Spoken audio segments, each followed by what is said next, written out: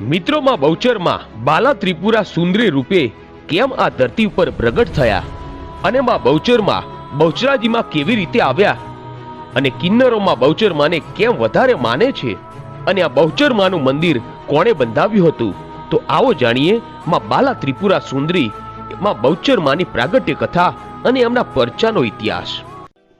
વર્ષો પહેલાની આ વાત છે.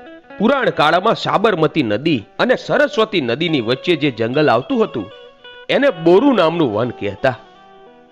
અને કહેવાય છે કે આ બોરુ નામના વનમાં દંડાસુર નામનો રાક્ષસ રહેતો હતો.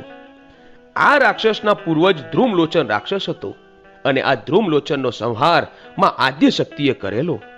ત્યારથી જ આ દંડાસુરને પોતાના પૂર્વજનો વધ કરનાર માં આદ્ય શક્તિને જોવાની ઈચ્છા થઈ. પછી તો કહેવાય છે કે દંડાસુરે ભગવાન ભોળાનાથનું તપ આદર્યું અને દંડાસુરના તપથી પ્રસન્ન થઈ